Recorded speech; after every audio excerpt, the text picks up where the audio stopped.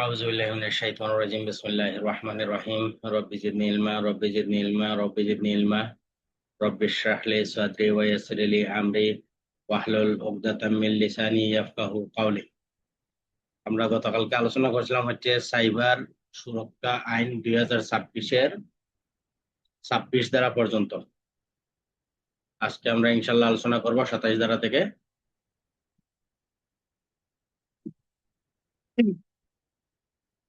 Cyber সুরক্ষা আইনে 27 ধারা অপরাধ সংগঠনের সহায়তা এবং এটার দণ্ড। কোন ব্যক্তি যদি সাইবার অপরাধের সংগঠনে সহায়তা করে বা অনুরূপ কোনো কাজ করে তাহলে সেই ব্যক্তি মূল অপরাধের সমান দণ্ডে দণ্ডিত হবে। তাহলে আমরা প্রত্যেকটা আইনে পাইছি যে যখন কোনো সংগঠন হবে সেই অপরাধের সমান দণ্ডে দণ্ডিত হবে সহায়তাকারী। 28 ধারা মিথ্যা মামলা দায়ের করার দণ্ড। যদি এই আইনে অন্য কোনো ব্যক্তির ক্ষতি সাধনের উদ্দেশ্যে কোনো মামলা অভিযোগ দায়ের করে বা কোনো আইনানুগ কারণ না জানিয়ে মামলা বা অভিযোগ দায়ের করে বা করান, একটা নিজে করে আর একটা আর অন্য দিয়ে করানো, যদি করায় তাহলে তার সেটা অপরাধ হিসেবে গণ্য হবে। এখন যখন এইটার অপরাধ হিসেবে গণ্য হবে তাহলে তার কি শাস্তি হবে? মিথ্যা অভিযোগ দায়ের করলে মূল অপরাধের জন্য যেই দণ্ড হইতো, অর্থাৎ এই অপরাধটা সংগঠন হইলে যেই দণ্ড হইতো এই দণ্ডে দণ্ডিত হবে। সাইবার সুরক্ষা আইনের 28 ধারা। তারপর সাইবার সুরক্ষা আইনের 29 ধারা কোম্পানি কর্তৃক সংগঠিত অপরাধ। এটা আমরা জুয়ার মতোই পড়ছিলাম যে যদি সে কোম্পানি পরিচালক ম্যানেজার উনি এটা যথাসাধ্য প্রতিরোধ করবে, আর যদি প্রতিরোধ করতে না পারে তাহলে উনি অর্থদণ্ডে দণ্ডিত হবেন। সাইবার সুরক্ষা আইনের 29 ধারা আমরা ঠিক জুয়া আইনও একই রকম পাইছিলাম। তারপর 30 ধারা ক্ষতিপূরণের আদেশ দানের ক্ষমতা। ক্ষতিপূরণের আদেশ কে দিতে পারবেন? ট্রাইব্যুনালের নিকট যদি যথোপযুক্ত মনে হয় তাহলে যে ব্যক্তি এই আইনের অধীনে কোনো অপরাধ করে তাহলে ট্রাইব্যুনাল এইটার সমপরিমাণ বা সমতুল্য অর্থ বা জরিমানা ক্ষতিপূরণ হিসেবে আদায় করতে পারবেন। সাইবার সুরক্ষা আইনের 30 ধারা। তারপর সাইবার সুরক্ষা আইনের 31 ধারা তদন্ত।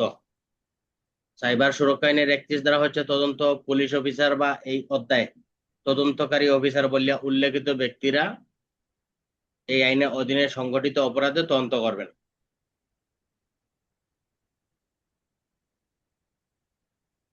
আর কোনো মামলার তদন্তের যে কোনো পর্যায়ে যদি প্রতীয়মান হয় মামলা সুষ্ঠু তদন্তের জন্য তদন্ত দল গঠন করা প্রয়োজন।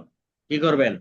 তদন্ত দল, তাহলে 2-3টা সংস্থার সমন্বয়ে ট্রাইব্যুনাল, তদন্তকারী সংস্থা, আইন শৃঙ্খলা রক্ষাকারী বাহিনী, এজেন্সির মাধ্যমে যৌথ তদন্ত দল গঠন করতে পারবেন।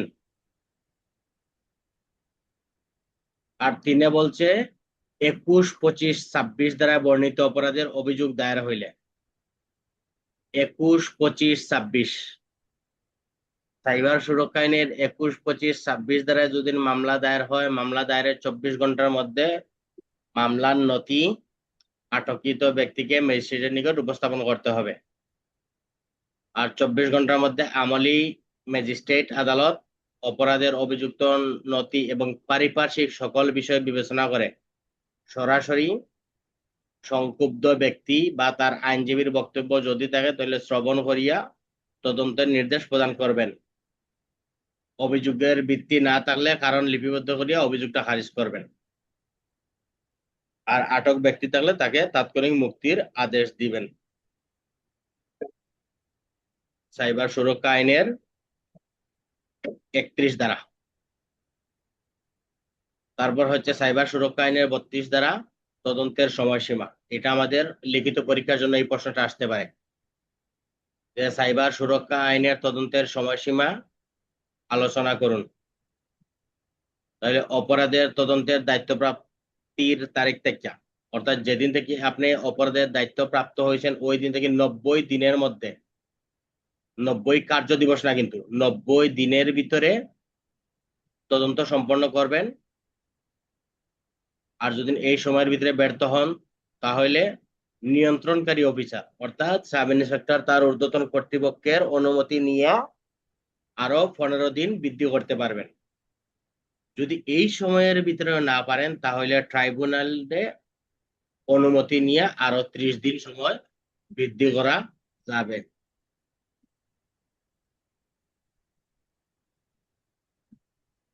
তাহলে এই সময় নিয়ে আরো 30 দিন সময় বৃদ্ধি করা যাবে।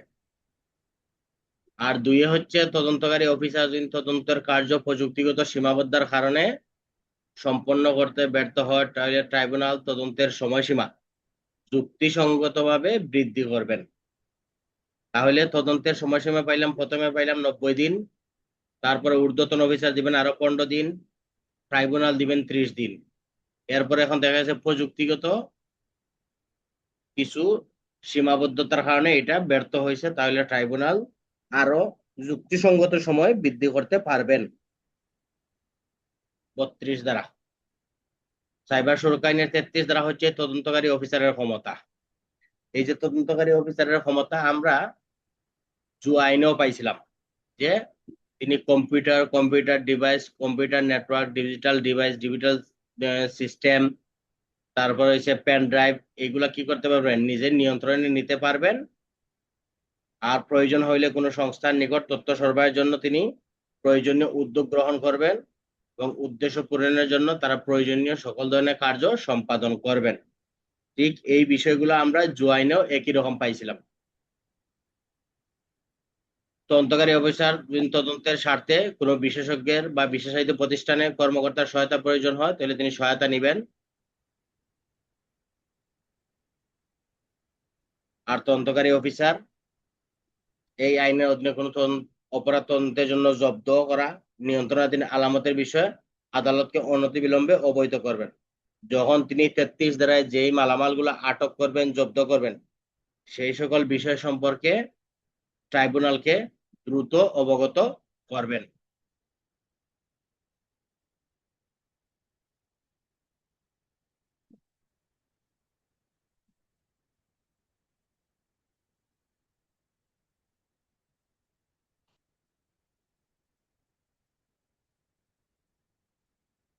আসসালামু আলাইকুম।